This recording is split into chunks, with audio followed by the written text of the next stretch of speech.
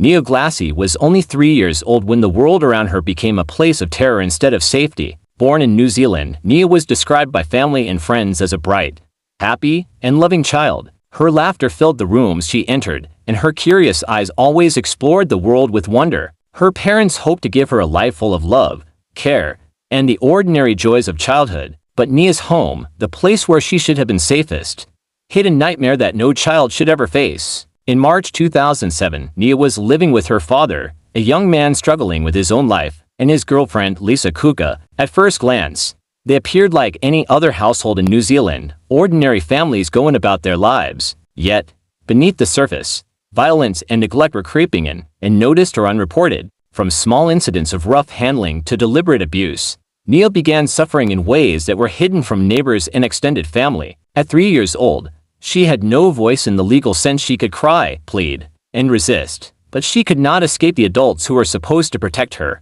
Her injuries started subtly, a bruise here, a scratch there, but over time, the violence escalated. Her tiny body bore marks of fear and pain. Medical professionals later confirmed multiple untreated injuries, fractures, burns, and evidence of long-term abuse. Every day in that household became a test of survival for Nia, who could not understand why the people around her, whom she trusted, were harming her. Her father, girlfriend, Lisa, along with her father's friend, Derek, were the primary perpetrators. They subjected Nia to cruel punishment, often locking her in a small cupboard for hours. She was beaten, forced into painful positions, and even struck with objects. One of the most horrific acts involved hanging her upside down, causing severe injuries. These were not moments of lost temper, they were deliberate acts of cruelty, repeated and escalating. Neighbors sometimes heard crying but assumed it was the result of a normal family dispute. Teachers and caregivers had little contact, and the child's fear prevented her from asking for help. In many ways, Nia's suffering was invisible to the outside world. On March 3, 2007, the cruelty reached its tragic peak. Nia was brutally beaten, causing severe internal injuries that no 3-year-old could survive. She was taken to the hospital, but the damage was too great. The doctors, horrified by the extent of her injuries, tried to save her life, but Nia Glassie passed away, leaving a family and nation in shock. The revelation of her death shook New Zealand. Media reports highlighted the horrifying details of her abuse. Court proceedings, graphic evidence, and testimonies painted a picture of unimaginable cruelty. The public was outraged. How could a child be harmed in such a way while people around her remained unaware or inactive? Police investigations uncovered a timeline of abuse and neglect. Friends and family came forward with shocking accounts. Photos and medical records confirmed injuries dating back months before her death. Nia's tiny body carried the history of repeated trauma. Her death became a rallying point for child protection awareness in New Zealand.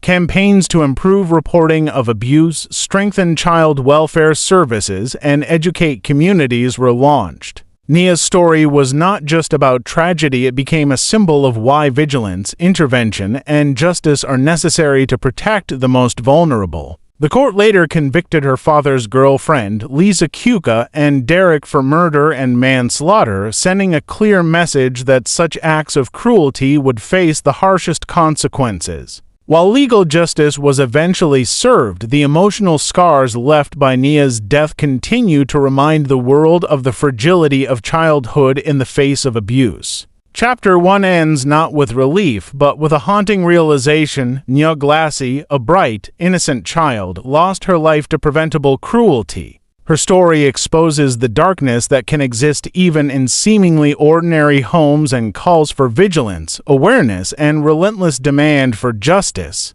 The name Nia Glassie is now remembered not just for tragedy, but for the worldwide lesson she left behind. Every child deserves protection, every warning must be heard, and justice must never be optional. The death of 3-year-old Nia Glassie sent shockwaves through New Zealand. Her life, brutally cut short by the hands of the people who should have cared for her, demanded justice. From the very moment her body was discovered, authorities knew this case would be a test of the country's legal and social systems. How could anyone allow a child to suffer such horrors unnoticed for so long? And how would those responsible be held accountable? The police investigation began immediately after Nia was admitted to the hospital. Doctors, horrified by the extent of her injuries, informed the authorities that this was no ordinary accident. Every bruise, every fracture, every mark on her body told a story of deliberate cruelty. The investigation quickly identified her father, girlfriend, Lisa Kuka, and her father's friend, Derek, as the primary perpetrators. Their actions were extreme and premeditated. Nia had been systematically abused over a period of months. Authorities worked meticulously to gather evidence. Medical reports documented fractures and multiple stages of healing, confirming repeated abuse.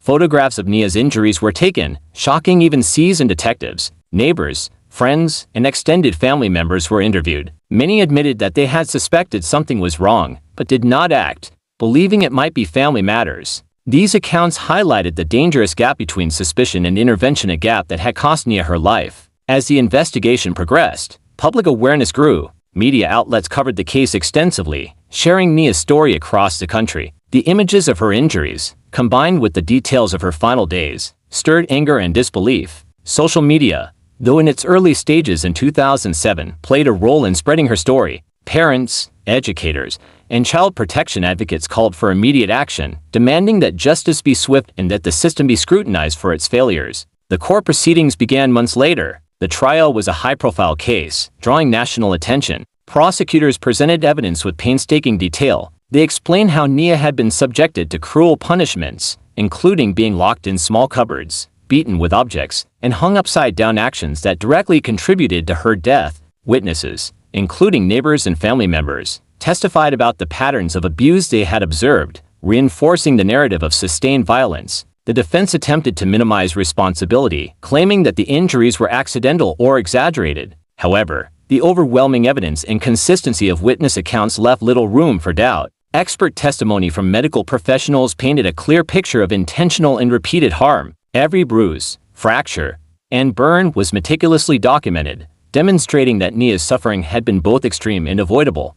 Throughout the trial, public outrage continued to grow. Citizens attended court hearings, signed petitions, and demanded accountability. News outlets highlighted the failures of social services and law enforcement in preventing such tragedies. The case became a symbol not only of the horrors inflicted upon a single child, but also of systemic failures that allowed abuse to continue unchecked. In October 2007, the verdict was delivered. Both Lisa Kuka and Derek were convicted of murder. The judge, in a detailed statement, condemned their actions as deliberate, cruel, and inexcusable. The sentence reflected the severity of their crimes: years of imprisonment without the possibility of early parole. While nothing could restore Nia's life, the legal outcome sent a powerful message to the public. Abuse will not be tolerated, and perpetrators will face the full force of the law. Even after the verdict, the case had lasting repercussions. Child protection services in New Zealand underwent reviews to identify shortcomings and implement stronger safeguards. Policies were introduced to ensure that warning signs such as repeated injuries or neglect would trigger timely intervention. Nia's story became a cornerstone of educational campaigns,